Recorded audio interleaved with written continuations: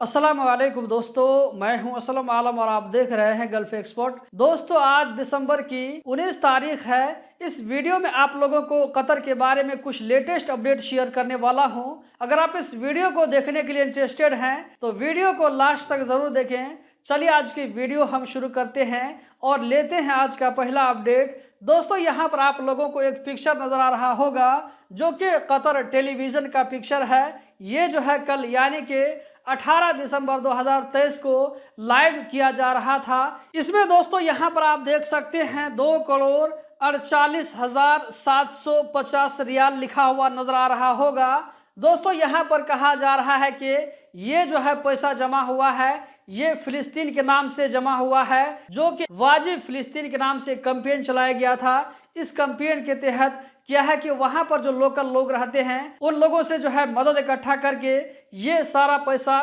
फिलिस्तीन भेजा जाएगा, जो कि आप लोगों को यहाँ पर 2,48,750 रियाल इकट्ठा हुआ है। दोस्तों, ये जो फंड इकट्ठा हुआ है इसमें कतर के बादशाह शेख तमीम बिन हमद आल सानी ने दिल खोल करके हिस्सा लिया है। यहाँ पर आप देख सकते हैं, आप लोगों को रेफरेंस नजर आ रहा होगा, इसको मैंने ट्विटर से लिया है, जहां पर इस फोटो में कहा जा रहा है कि वाजिब फिलिस्तीन के नाम से जो कैंपेन चलाया जा रहा था, इसमें कतर के बादशाह शेख तमीम बिन हमद आल सानी ने 100 मिलियन रियाल यानी कि 10 करोड़ रियाल अकेले कतर के बादशाह शेख तमीम बिन हमद आल सानी ने मदद के तौर पर दिया है। दोस्तों, इससे आप अंदाजा लगा सकते हैं कि कतर के बादशाह शेख तमीम बिन हमद आल सानी, इनका जो है दिल कितना बड़ा है। इन्होंने दिल खोल करके फिलिस्तीन की मदद के लिए हिस्सा लिया है। जबकि दोस्तों यहाँ पर आप देख सकते हैं, इस पिक्चर में कहा जा रहा है कि आप जो कतर में ओरेडो का सिम चलाते हैं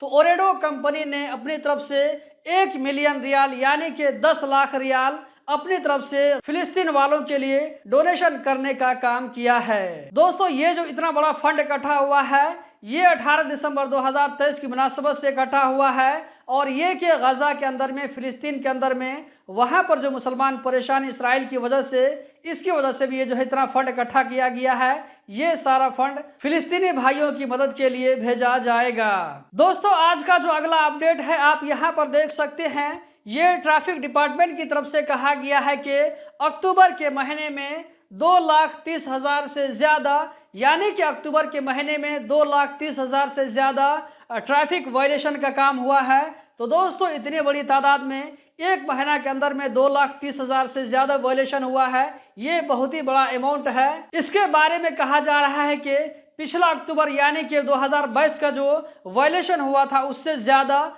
अक्टूबर 2023 में। जबकि अगला जो अपडेट है आप यहाँ पर देख सकते हैं, इससे पहले मैंने आप लोगों को सूम ऐप के बारे में बताया था। दोस्तों, सूम ऐप ये है कि अगर आप भी कतर में नीलामी की गाड़ियों को खरीदने के लिए इंटरेस्टेड हैं तो इस ऐप को आप ज़रूर यूज़ करें। इसके ज़रिए क्या है कि कतर में कभी कभी नीलामी की गाड़ी जो है वहाँ पर बिकती रहती है, तो आप इस ऐप को यूज़ करते हुए उन नीलामी की गाड़ियों को खरीद सकते हैं। MOI कतर की तरफ से कहा गया है कि नीलामी का काम 18 दिसंबर 2023 को होना था, लेकिन उसको किसी वजह से पोस्टपोन कर दिया गया है। इसके बारे में जो है अगला अपडेट जल्द ही दिया जाएगा। यानी कि जो नीलामी 18 दिसंबर को होना था वो नीलामी का जो है डेट इसको जो है कैंसिल कर दिया गया है। तो ये जो है नया डेट कब आएगा इसके बारे में जल्द ही बता दिया जाएगा। दोस्तों, आज का जो लास्ट अपडेट है आप यहाँ पर देख सकते हैं, ये अपडेट बलदिया की तरफ से है। बलदिया की तरफ से कहा गया है कि कतर में मुख्तलिफ जगहों पर ये जो आप लोगों को कचरा रखने वाला डब्बा नजर आ रहा है,